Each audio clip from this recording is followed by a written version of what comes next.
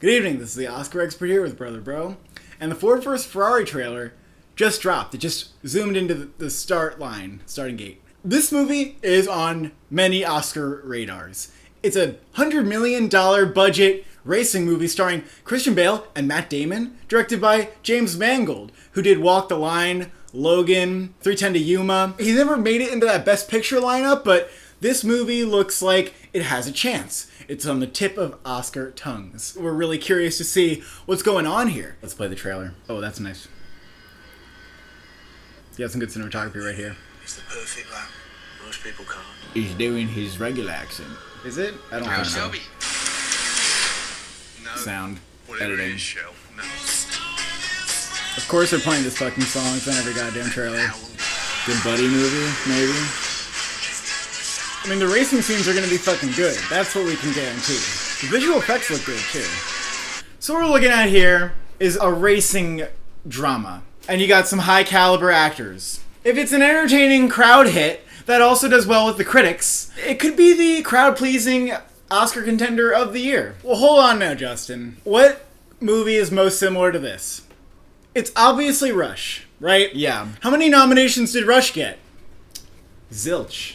Rush got 0 nominations. Rush, disappointed at the box office. Maybe you could point to that as the movie's downfall because IMDb, that movie has an 8.1.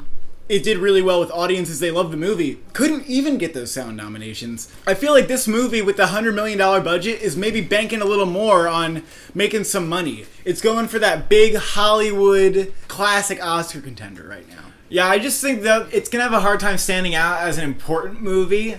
I mean, the way to get into the Oscars for this would just be to be, like, kick-ass entertaining and fast cars and, like, really well-done scenes and good acting.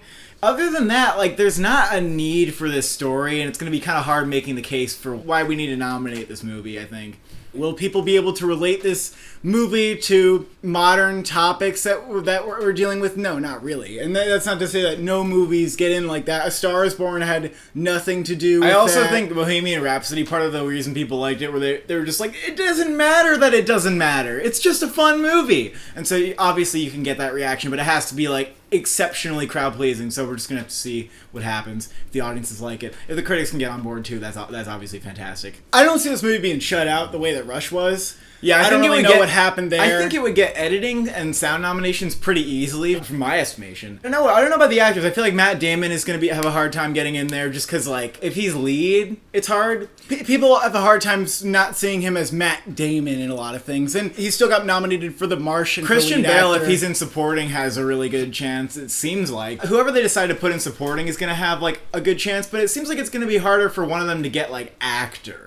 Christian Bale, as always, is the more like chameleon performer. He's the one whose performances are more Oscar bait. Matt Damon, not as much as we love Matt. Maybe the performances won't go as deep as the Academy likes to see. I know there's a lot of drama here. It could just be sort of surface level, like I have to win and I'm just extremely driven to do that. It doesn't look like it's going to be doing anything on a dramatic level that's groundbreaking at all. It seems like it's like purely entertaining. I mean, what's going to be exceptional about the movie, it seems, is those racing scenes. They're going to be really exhilarating. They're going to be really great big screen experiences. They're going to have that booming sound. Think like Baby Driver with those 3 nominations that it got, editing, sound, and sound. You could see the same thing happening here. Like, maybe it's just fun. Or maybe it's so goddamn entertaining that, again, it's a huge crowd hit. It's a Bohemian Rhapsody. They just can't resist it, and they had to nominate it. Cinematography, I think a lot of the scenes looked really good. But I don't think it get nominated. I just don't see it getting nominated. Yeah, other movies I think have a better shot. I mean, Deakins has a double nomination on his way. I just see this movie running into shallow character territory where all they want to do is, like, do this thing. I don't know how deep it will go.